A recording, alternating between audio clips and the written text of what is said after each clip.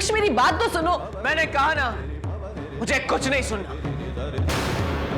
एक शब्द भी मत बोलना और चुपचाप यहां से चली जाओ। यहां से चली जाओ। Get out! Get out! Get out!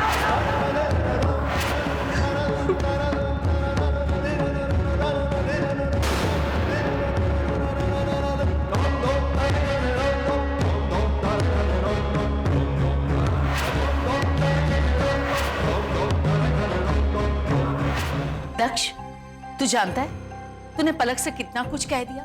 मैं जानता हूं कि मैंने पलक से क्या कहा, और आप सब भी अच्छी तरह से जानते हैं कि पलक ने पापा से क्या क्या कहा था। वो इतना कुछ सुना गए और आप सब चुपचाप सुनते रहे। अरे मुझसे पहले आप लोगों को उसे रोकना चाहिए था। अरे रोकना तो दूर की बात है, आप सबने उसे टोका तक नहीं। मैं मानती हूँ कि पलक ने गुस्से में आकर भाई साहब को कड़वी बातें सुनाई, लेकिन हर एक कड़वाहट के पीछे सच्चाई छुपी होती है। क्या हम पलक को सच्चाई बोलने से रोक लेते? सच्चाई हमेशा कड़वी होती है। फिर बोलना नहीं है कि बोला नहीं था। हाँ,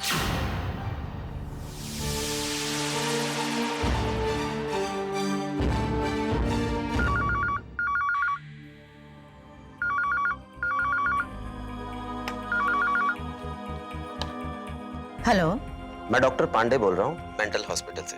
मिसेस सुषमा जागीरदार इस वक्त हॉस्पिटल में है। मैं जल्द से जल्द उनके पति से मिलना चाहता हूँ।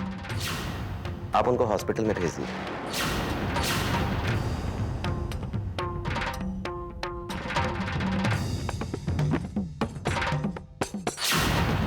क्या बात है माँ? किसका फोन था? मेंटल हॉस्पिटल से फोन था। सुषमा को मेंटल हॉस्पिटल शिफ्ट किया गया है।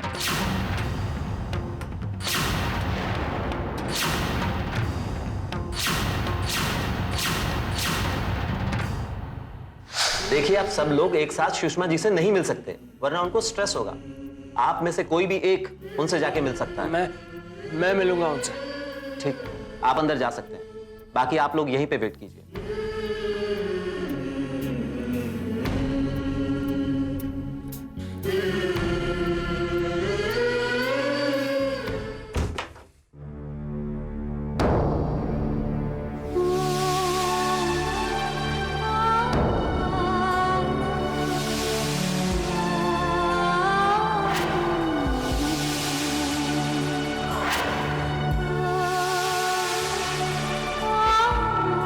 वहाँ कौन खड़ा है?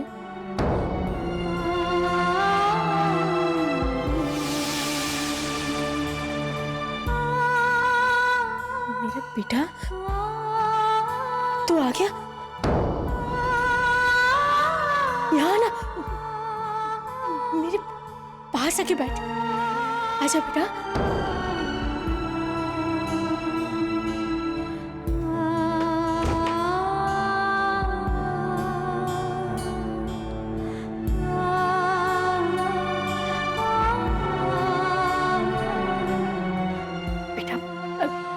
कैसा है तो? मैं ठीक हूँ। आप कैसी हैं? मैं तो बिल्कुल ठीक हूँ, पर पता नहीं क्यों ये लोग मुझे यहाँ क्यों लाए हैं। मुझे घर आना है बेटा। मैंने पूछा तो कहा कि कोई इलाज करने वाले हैं ना, इसलिए। पर एक बात बताऊं, ये लोग बहुत अच्छे हैं। लेकिन बेटा, तू अपने पापा को मत बताना कि मैं यहाँ हूं, वरना उनको टेंशन हो जाएगी। और वैसे भी उनकी तबीयत ठीक नहीं है ना। प्रांजल बेटा, तू अकेला ही आया? अपनी पत्नी पलक को नहीं लाया?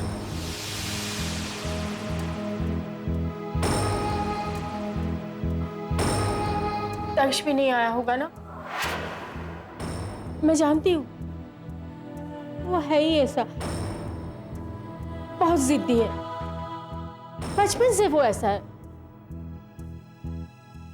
प्रांजल बेटा, तू तो मेरा समझो बेटा है ना। दक्ष तेरा भाई है, तू उसे समझाना कि ऐसा नहीं करते।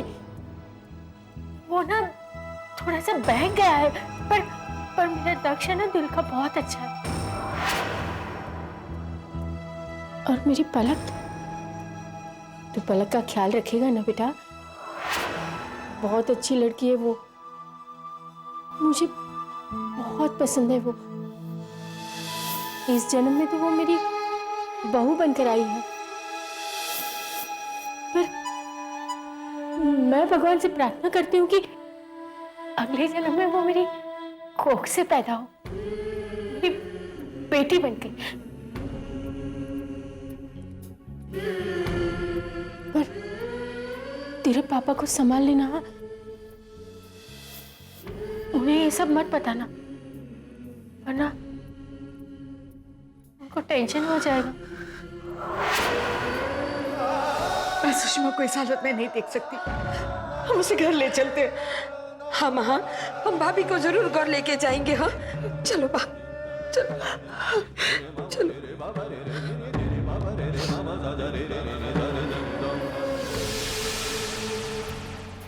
दक्ष, दक्ष, संभालो अपने आप को दक्ष।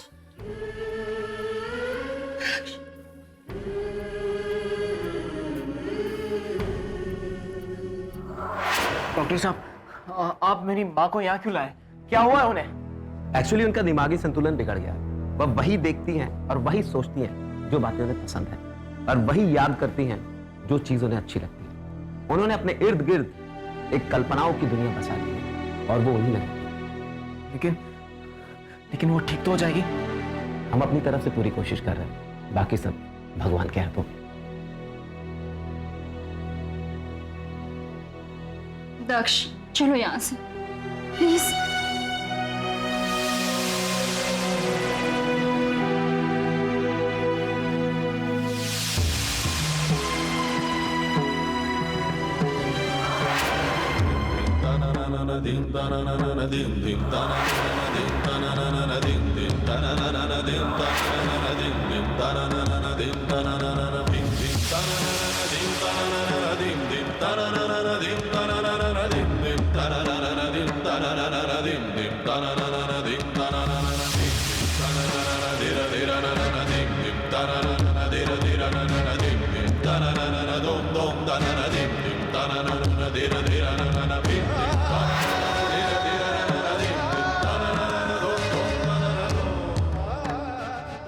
बुआ जी, क्या पापा भी आए थे मम्मी जी को मिलने?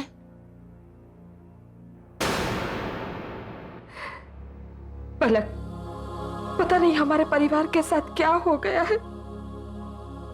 सारा का सारा परिवार बिखर गया है। कोई कहा तो कोई कहा। आप चिंता मत कीजिए, सब ठीक हो जाएगा, सब पहले जैसा हो जाएगा। मैं हूं ना। पलक बेटा, अब सिर्फ तेरा ही आसरा है। सुषमा भाभी की ये हालत तो हमसे देखी नहीं जाती। हम परिवार वाले लोग कुछ नहीं कर सकते हैं, बस सिर्फ खड़े खड़े उनकी ये हालत देख सकते हैं। पर पलक, पलक बेटा, सिर्फ तू ही कुछ कर सकती है। बुआ जी, मैं भी आपके परिवार का एक हिस्सा हूं और हमेशा रहूंगी। एक बार जो रिश्ता जुड़ जाता है वो मरते दम तक नहीं टूटता। बेटा, आज तक मैं तुम्हारे लिए कितना गलत सोचती थी, पर आज मैं तुम्हें अपने दिल से दुआ देती हूँ, तेरी सारी इच्छाएं पूरी हो जाए और तेरी सारी खुशियां वापिस आ जाए। क्योंकि बेटा, तुझ जैसी बहू तो नसीब वालों को ही मिलती है। तू हमारे परिवार की बहू नहीं, बेटी है बेटा, बेटी। तूने सुषमा भाभी की जो सेवा की है वो खुद उनकी बेटी जानवी भी होती ना तो भी नहीं कर सकती। बेटा खुश रहो, बेटा खुश रहो। हाँ, फिर बोलना नहीं है कि बोला नहीं था। हाँ,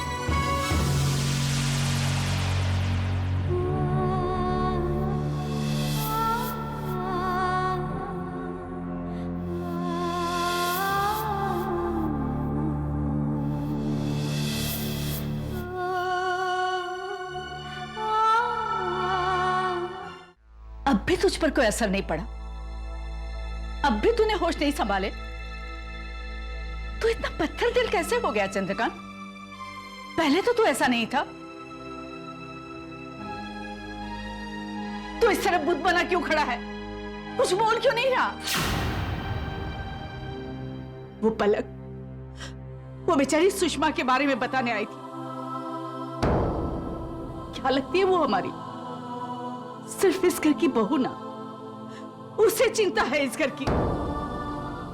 और तुम तो सुषमा के पति हो। अरे अपनी पत्नी के बारे में सुन के भी तेरा कलेजा नहीं कांपा? वाह बेटे, आज तूने भी यह साबित कर दिया कि तुम भी एक ऐसे मर्द हो जो अहंकार के बिना नहीं जी सकता। तुम क्या जानो ऐसे हालात में एक स्त्री के दिल पे क्या बीतती है? अरे मैं तो कहती हूँ कि अगर इस हालात में कोई इस घर के लिए कुछ कर रहा है तो वो सिर्फ पलक है। हम सब तो हाथ पे हाथ धरे बैठे हैं। और ये दक्ष, तू तो पलक को अच्छी तरह से जानता था ना,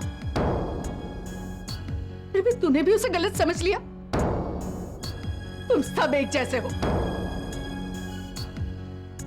तुम्हें अगर जरा से भी शर्म बाकी है तो जा और जाकर माफी मांग उससे। कहीं ऐसा ना हो कि देर हो जाए और माफी मांगने का वक्त भी हाथ से निकल जाए। तुम्हें सब कुछ भूलना ही होगा। जो बातें तकलीफ देती हो ना, उन बातों को भूलना ही चाहिए। मम्मा, दक्ष ने बहुत गलत किया है। उसे ऐसा नहीं करना चाहिए था। मैं मम्मी जी की मदद करने की कोशिश कर रही हूँ, और वो है कि प्लीज पलक बेटा, भूल जाओ सब कुछ।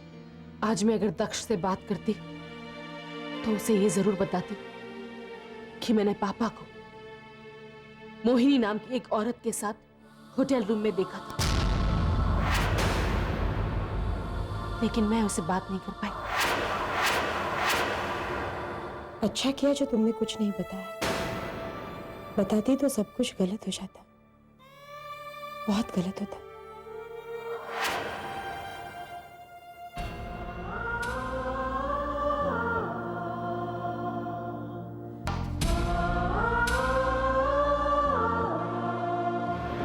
एक शब्द भी मत बोलना और चुपचाप यहां से चली जाओ। यहां से चली जाओ। Get out! Get out! Get out! तुम अपने पापा को मत बताना कि मैं यहाँ हूँ। तो पलक का ख्याल रखेगा ना बेटा? बहुत अच्छी लड़की है वो। I'm sorry पलक, मुझे माफ कर दो। मैंने तुम्हारे साथ अच्छा नहीं किया।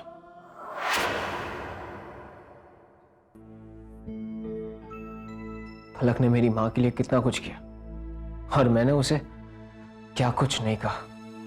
मैं कभी लाइफ में नहीं सुधरूंगा। एक काम करो दक्ष, तुम एक बार जाकर पलक से मिल लो। मैं पलक से नहीं मिल सकता क्योंकि वो मुझसे बात ही नहीं करेगी, क्योंकि मैंने जो कुछ भी किया वो गलत किया। प्यार ऐसा ही होता है दक्ष, हम जिसे प्यार करते हैं उस पर अपना हक जताने लगते हैं। तुम एक बार पलक से बात करके तो देखो, वो तुम्हें जरूर माफ कर देगी। ठीक है, मैं उसे अभी फोन करता हूं।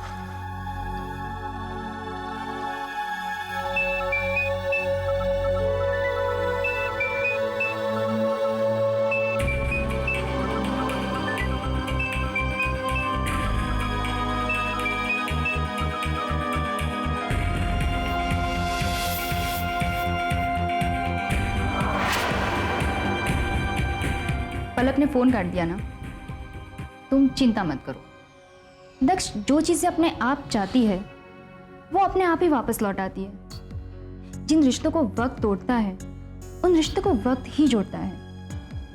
तुमने जो कुछ भी किया अनजाने में किया, इसलिए अपने आप को दोषी मानना बंद करो।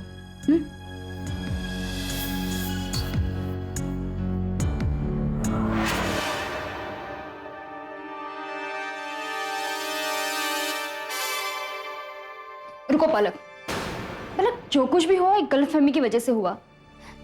दक्ष कुछ भी नहीं जानता था, उसे पूरी बात नहीं पता थी। उसने बस तुम्हें पापा से कुछ कहते हुए सुन लिया और गुस्से में आके तुमसे कुछ कह दिया। इसमें दक्ष की कोई गलती नहीं है। प्लीज इसे एक गलतफहमी समझकर भूल जाओ। सफाई देने की कोशिश मत करो जिया। सफाई वहां दी जाती है जहां कोई बेवफाई होती है, और बेवफाई वहां होती है जहां कोई रिश्ता होता है।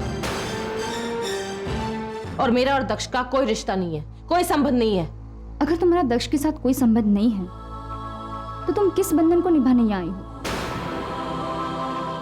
रिश्ते की कोई ना कोई डोर अब भी तुम दोनों के बीच में है, जो तुम्हें यहां तक लाई है पलक। रिश्ते की डोर है, लेकिन दक्ष के साथ नहीं, मम्मी जी के साथ। मैं उनकी बहू हूं, बहू से ज्यादा मैं उनकी बेटी हूं, और जब तक मैं जिंदा हूं मैं ये रिश्ता निभाऊंगी। और ये रिश्ता हर किसी को नजर नहीं आता।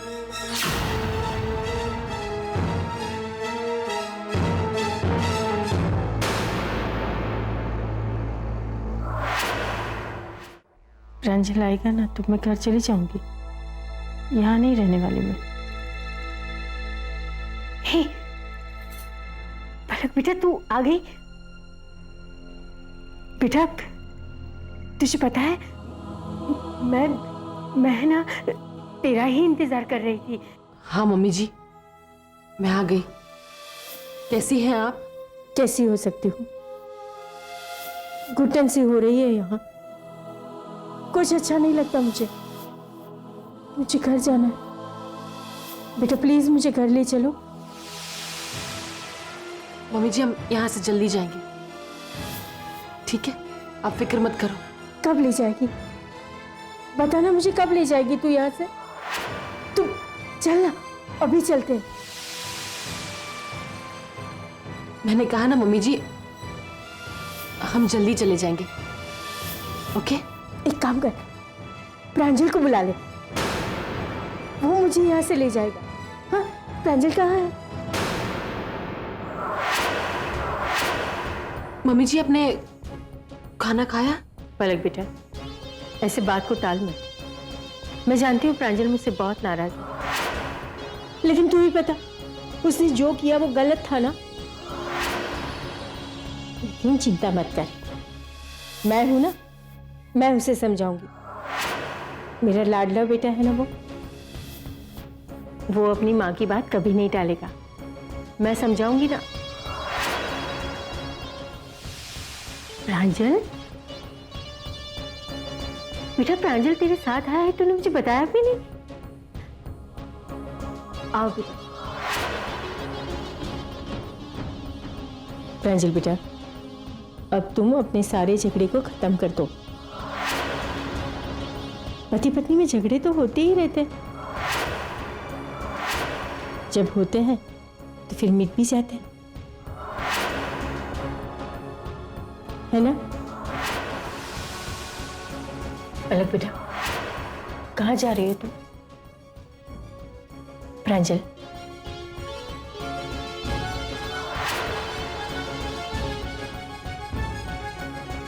तुम दोनों एक दूसरे के साथ रहना।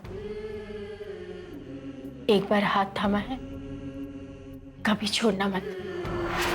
अब तुम दोनों मुझे जल्दी से एक तोहफा दे दो, मुझे दादी बना दो। मेरी इच्छा है कि मेरे पोते पोतियां मेरी गोद में खिले, कंधे पे बिठा के मुझे घूमना है बस। अब मुझे दादी बनना है। मेरी ये इच्छा पूरी कर दो।